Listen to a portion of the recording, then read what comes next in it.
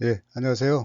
현장이 묻고 안전 담당자가 답하다 12번째입니다. 본 질의응답은 안전 담당자의 개인 판단이며 안전 학습에 참고하시면 되겠습니다. 다만 정확성을 위해서 정부의 질의 회신 또는 법률 검토 내용을 참고해야 했다는 것을 말씀드리겠습니다. 현장 질의 106번 산업안전보건관리비의 계상 방법입니다. 관리비 계산 방법은 간접비 정산과 직접비 정산이 있습니다. 최근에는 간접비 정산을 주로 쓰고 있고 직접비 정산은 일부 회사가 쓰고 있었는데 그 재무 부담 증가로 인해서 이를 포기하고 간접비 정산으로 전환하고 있다는 얘기가 들리고 있습니다. 간접비 정산은 산업안전보건관리비로 일정 요율 계상 후에 정산하도록 법적인 범위 내에서 시행하고 있습니다. 그 반출정비공사 같은 경우에는 사업주의 지배, 운영, 관리 책임이 있는 경우에만 계상하고 그 외는 계상하지 않는 것으로 이렇게 운영이 되고 있습니다. 직접비 정산은 직접 노무비로 설계 후 정산하는 방식인데요. 그 보통 인부를 시중 노임에 적용해서 정산을 하게 됩니다. 유도자, 신호수, 화재 감시자 등.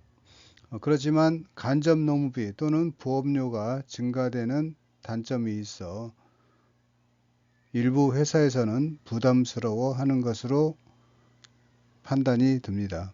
직접비로 설계 시 유의사항도 있는데요.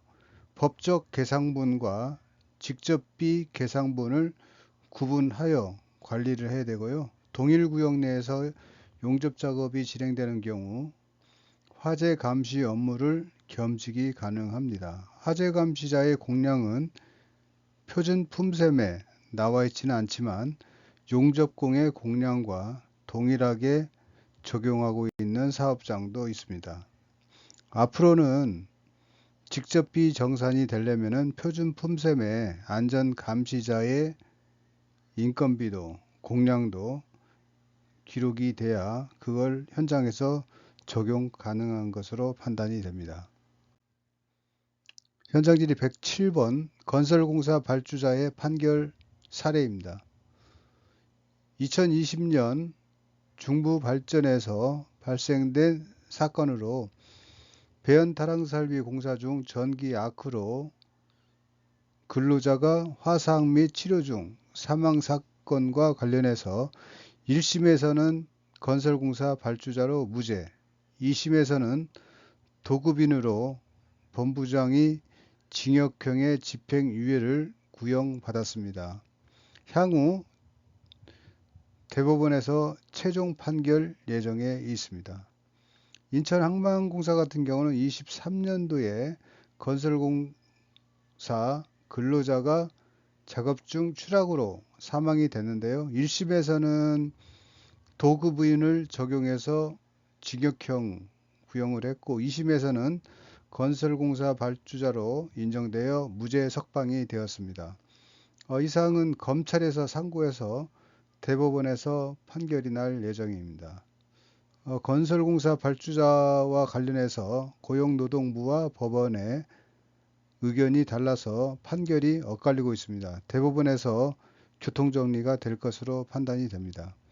참고로 도급인의 판정 기준은 사업의 주 목적을 수행함에 있어 필수 불가결한 업무인지 상당한 전문성을 보유함에도 위험 회피를 이유로 도급하는지 작업상 유해이업론에 대한 실질적인 권한이나 의무가 있는지 이 내용 자체가 다소 문구가 어려운데요.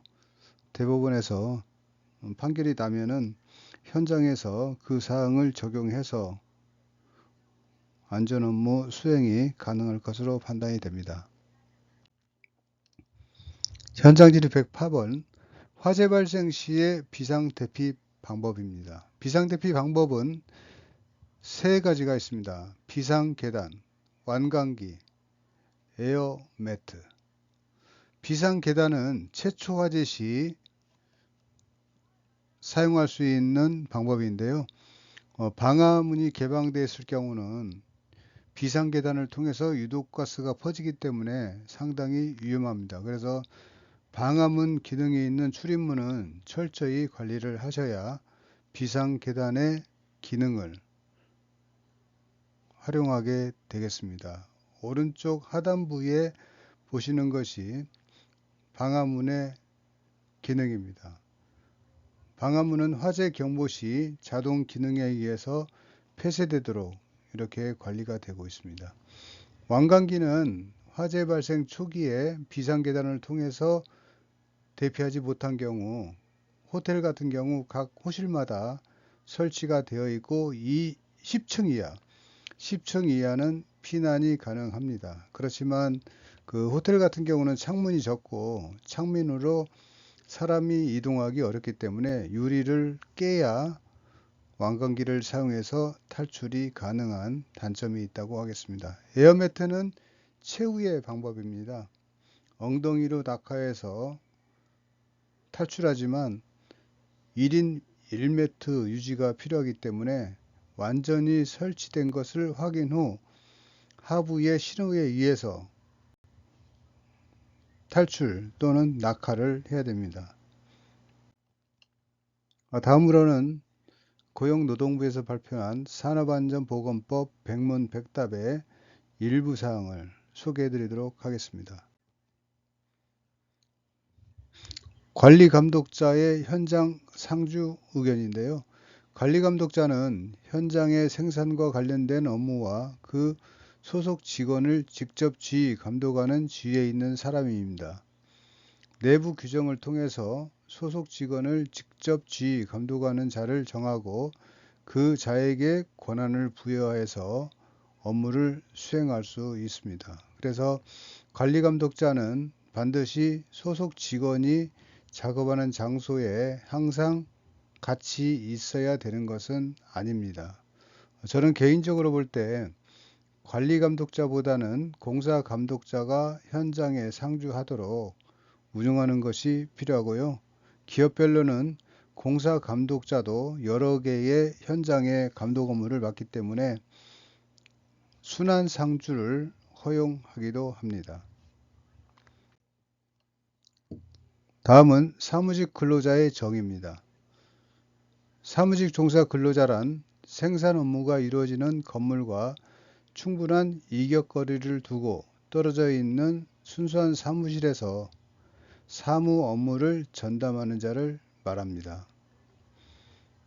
개인적인 의견은 사무직 근로자는 업종보다는 근무 지역의 특성을 고려해서 작업장 내에 근무하는 사무직이 아니고 사무직 외로 분류되기 때문에 정기안전교육 시간을 더 증가시켜서 교육을 받아야 됩니다. 다음은 작업장의 MSS 개시 방법입니다. 전산장비를 사용해서 MSS를 개시하고자 하는 경우 고용노동부 고시에 따라서 근로자가 작업 중 쉽게 접근할 수 있는 장소에 설치된 전산 장비를 이용해 개시하도록 이렇게 하고 있습니다. 개인적인 의견은 물질안전보건자료는 종이 형태로 작업장 또는 해당 물질 인근에 게시하는 경우가 많이 있습니다. 그렇지만 전산 장비인 QR코드, 태블릿, 키오스크를 활용하는 경우는 정전도 대비해야 되고 검색이 어려운 경우 이에 대한 교육 또는 대처가 필요한 것으로 판단이 됩니다. 참고로 MSDS는 작업장에 게시하도록 이렇게 하고 있습니다. 그래서 작업장은 사업장의 하위 개념입니다. 그래서 작업장에 게시해야 되는 안전 서류는 건물별로 눈에 띄는 곳에 설치하는 것이 좋습니다. 작업장은 건물별, 사업장은 회사별 각종 안전 표지 또는 MSS를 게시를 하시면 되겠습니다. 다음은 현장 질의 109번 코샤 가이드를 참고토록 하는 고시 규정이 삭제된 의미를 물어보는 내용인데요. 저희가 공정안전관리 고시에 안전작업 허가 절차 작성 분야가 있습니다. 이 분야에서 코샤 가이드를 참고하는 규정이 삭제가 되었습니다. 변경 전 20년도 1월 달에는 제33조 안전작업 허가에 안전작업 허가는 공단 기술 지침 중 안전작업 허가 지침을 참고하여 작성하되 다음 각 호의 사항을 포함하여야 한다 라고 되어 있습니다. 그렇지만 23년도 5월 달에는 공단 기술 지침을 참고하도록 하는 그 규정이 삭제가 되었습니다. 이것을 볼 때 그 코샤 가이드를 지키지 않아도 되는 것으로 오해하는 현장이 있는데요. 실제는 그 별표 평가 항목에 보면은 공단 기술 지침인 코샤 가이드를 여전히 참고하도록 관련 조항이 살아있기 때문에 종전과 다름이 없다고 이렇게 하겠습니다. 현장질의 110번 산업안전보건위원회를 분기별 개최하도록 하고 있는데 2분기에 개최하지 않아서 3분기인 7월 달에 개최를 해도 되는지에 대한 질의입니다. 산안위는 분기별 개최하도록 하고 있고요. 미개최 시 과태료를 부과하고 있으며 성실 노력 여부에 따라서 최종 결정이 됩니다. 관련 규정을 보시면 산안법 시행령에는 분기마다 하도록 되어 있고 코샤 가이드는 연 4회 이상, 산안위 운영 매뉴얼에는 분기 1회 이렇게 개최하도록 하고 있습니다. 결론적으로 분기마다 이렇게 하도록 이렇게 하시면 되겠습니다. 불가피하게 그 해당 분기에 개최하지 못했을 경우에는 최소한 실무회의 또는 준비회의라도 하고 과태료가 부과될 수 있으므로 차기 분기, 그러니까 다음 분기 첫 달에라도 산안위를 개최하고 토탈 횟수가 연 4회 정도는 되게 관리를 하시는 것이 과태료 방지 측면에서 좋다고 하겠습니다. 노사관계가 다소 안 좋을 때는 분기별 하기도 좀 어려운 경우도 있는데요. 나름대로 법을 좀 지키는 노력, 소통이 필요하다고 하겠습니다. 현장질의 111번 산안법에 의한 적격수급업체 선정 절차입니다. 적격수급업체 선정 절차는 발전 5개사가 다소 상이하게 적용이 되고 있습니다. 그래서 적격수급업체 선정을 위한 안전평가 서류는 착공 전 또는 입찰 전에 제출을 하도록 하고 있고 부적합 결과는 착공 승인이 지연다든가 계약 승인이 불허된다든가 다소 적극적이고 강한 규정을 두고 있기도 합니다. 이것은 법적인 권고사항이기 때문에 그 회사의 현장에 맞게 운영을 하시면 되겠습니다. 입찰 전 시행하는 안전보건평가의 서류 예시는 안전보건관리 계획서, 안전보건 경영 방침, 관리감독자의 교육 실적, 산업재해율 확인서 등 다양합니다. 그래서 보통 입찰 전에 입찰 대상자가 평가 서류를 내는 경우는 업무량이 다소 많을 수가 있습니다. 그래서 대다수는 계약 대상자로 선정된 업체에게 착공 전에 제출을 하도록 이렇게 하고 있습니다. 현장질의 110연 위험의 종류입니다. 위험은 단순 위험, 복잡 위험, 불확실한 위험, 모호한 위험 네 가지 유형이 있는데요. 복잡 위험 같은 경우는 법으로 산업안전보건법으로 일일이 명시하고 규정을 두기 어렵기 때문에 위험성 평가라는 제도를 도입해서 현장에서 대처하도록 이렇게 운영이 되고 있습니다. 참고하시면 되겠습니다. 현장 질의 113번 안전 전문가의 법적 해석입니다. 안전관리자는 법에 의해서 안전업무 10년 또는 안전공학 전공 후 4년으로 구분이 되어 있고요.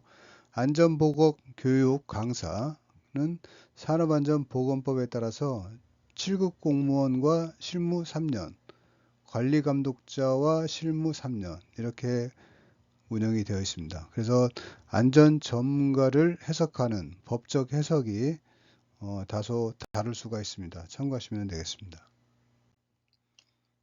현장 질의 114번 안전보건 경영 시스템 코샤 MS의 부적합 사항입니다.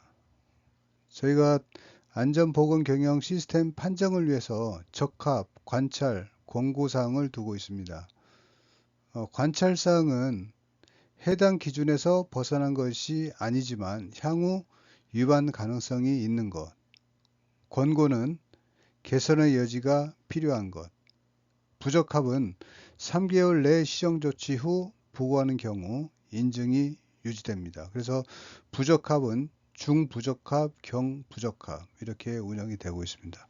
경부적합은 시스템은 갖추어 있으나 업무에 적용되지 않는 경우로 관찰사항이 10건 이상인 경우가 해당이 됩니다.